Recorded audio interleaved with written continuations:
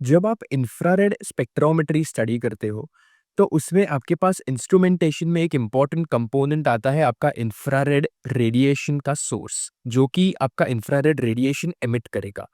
इसमें अलग-अलग sources use किए जाते हैं। सबसे पहला सोर्स जो आज हम कवर करेंगे वो है द नर्न्स्ट ग्लोअर। नर्न्स्ट ग्लोअर के अलग-अलग कंपोनेंट्स को सबसे पहले देखते हैं। आपके पास है cylinder of rare earth oxides. अब इसका मतलब क्या है? ये सिलिंड्रिकल शेप है, जिसकी वजह से इसका नाम सिलेंडर पड़ा।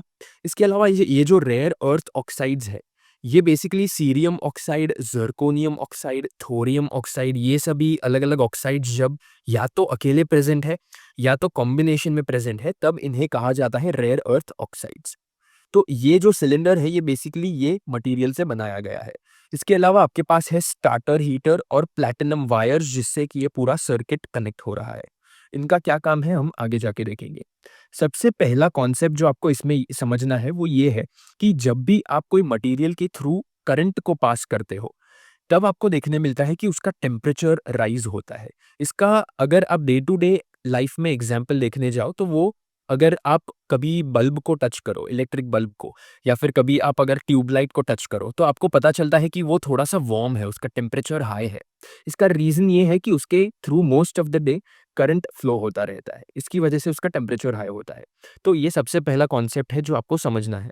इसके अलावा आपको समझना है कि ये जो रेयर अर्थ ऑक्साइड्स है, cylinder of rare earth oxide, ये जब 1500 से लेकर 2000 केल्विन तक पहुंच जाते हैं, ये अगर इनका टेम्परेचर होता है एट एनी पॉइंट, तो ये स्टार्ट करते हैं इंफ्रारेड रेडिएशन को एमिट करना। अब ये टेम्परेचर जो है ये हमें रीच करना है, कुछ कुछ भी करके ये पूरे सर्किट के थ्रू हमें ये टेम्परेचर रीच करना है। अब आप कहोगे कि अगर ये प्लैटिनम वायर्स कनेक्टेड है जिसके थ्रू इजीली करंट पास हो सकता है, तो हम इजीली इसमें से करंट ही पास कर देंगे, जिसकी वजह से इसका टेम्परेचर हाई चला जाएगा और जैसे ही ये टेम्परेचर तक पहुंचेगा, इसमें से आयर रेडिएशन एमिट होना शुरू हो जाएगा। लेकिन ये इतना आसान नहीं है, मेनली बिकॉज़ इसमें एक और कॉन्सेप्ट आता है, जो कि ये है कि ये जो रेयर अर्थ ऑक्साइड्स है, इनका एक large negative temperature coefficient of electrical resistance होता है। इसका मतलब क्या है? ये सुनने में काफ़ी कॉम्प्लिकेटेड चीज़ लगती है, लेकिन इसका मतलब यही है कि टेम्परेचर और इलेक्ट्रिकल रेजिस्टेंस इन मटेरियल्स का, ये दोनों इन्वर्सली कोरिलेटेड होते हैं। यानी कि जितना हाई आप टेम्परेचर लेके जाओगे, उतना लो आपका इलेक्ट्रिकल रेजिस्टेंस होगा, और जितना लो आपका टेम्परेचर होगा, उतना हाई आपका इलेक्ट्रिकल रेजिस्टेंस होगा। इलेक्ट्रिकल रेजिस्टेंस आपको पता होगा कि करंट को फ्लो करने से जो चीज़ रोकती है, वो होता है इलेक्ट्रिकल रेजिस्टेंस। सो इसमें आप प्रॉब्लम क्या देखोगे मेनली, कि जैसे ही हम इसमें से पास करेंगे करंट को, ये करंट यहाँ तक पहुँचेगा। ये जो रेयर अर्थ ऑक्साइड है, इसका इनिशियली जो टेम्परेचर है वो बहुत ही ज़्यादा लो है। यानी कि इतना टेम्परेचर नहीं है इसके पास। ये जो हाई टेम्परेचर और लो इलेक्ट्रिकल रेजिस्टेंस का जो कोरिलेशन है, इसमें से आपको समझना है कि इसका टेम्परेचर स्टार्ट में अगर लो है, तो इसका इलेक्ट्रिकल रेजिस्टेंस बहुत हाई है। यानी कि ये करंट को अपने थ्रू पास नहीं करने देगा। जिसकी वजह से हमें देखने मिलेगा कि ये 1500 से 2000 केल्विन तक आसानी से नहीं पहुँचाया जा सकता। इसके लिए हमें करना क्या पड़ेगा कि इनिशियली हमें सबसे पहले ये जो रेयर अर्थ ऑक्साइड्स है, इन्हें हमें 800 से 1000 केल्विन तक लाना पड़ेगा इनिशियली। जिसके बाद इनके थ्रू करंट ईज़िली पास होना शुरू हो जाएगा, और जैसे ही इनके थ्रू करंट पास होगा, इनका टेम्परेचर अगेन इंक्रीज़ होगा, जिससे कि इनका इलेक्ट्रिकल रेजिस्टेंस अगेन डिक्रीज़ होगा, जिससे कि करंट वापस इंक्रीज़ होगा, जिससे कि टेम्परेचर वापस इंक्रीज़ होगा। ये पूरी एक साइकिल बन जाएगी। लेकिन इनिशियली हमें 800 से 1000 केल्विन तक इसे पहुँचाने की ज़रूरत है। ये जो 800 से 1000 केल्विन तक पहुँचाने का काम है, ये स्टार्टर हीटर कर सकता है। इसमें क्या होगा, सबसे पहले ये करंट पास होगा, और जैसे ही ये स्टार्टर हीटर्स के थ्रू ये करंट पास होगा, स्टार्टर हीटर्स का टेम्परेचर ईज़िली इंक्रीज़ हो जाएगा।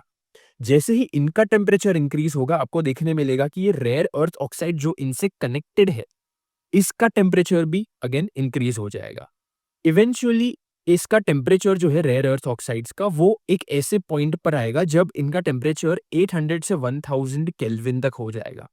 जैसे ही ये टेम्परेचर रीच हो जाएगा, आपको देखने मिलेगा कि जैसे ही ये टेम्परेचर इंक्रीज़ हुआ, इलेक्ट्रिकल रेजिस्टेंस डिक्रीज़ हो गया, जिसकी वजह से ये जो करंट पास हो रहा था यहाँ से, ये करंट ईज़िली इसके थ्रू पास करेगा, जैसे ही करंट पास करेगा, इसका टेम्परेचर अगेन इंक्रीज़ होगा, इसकी वजह से इसका इलेक्ट्रिकल रेजिस्टेंस और डिक्रीज़ होगा, जिससे कि और करंट पास करेगा। वैसे ही ये एक एंडलेस साइकिल बन जाएगी, जिससे कि कॉन्स्टेंटली करंट इंक्रीज़ होता जाएगा, जिससे कि कॉन्स्टेंटली टेम्परेचर इंक्रीज़ होता जाएगा।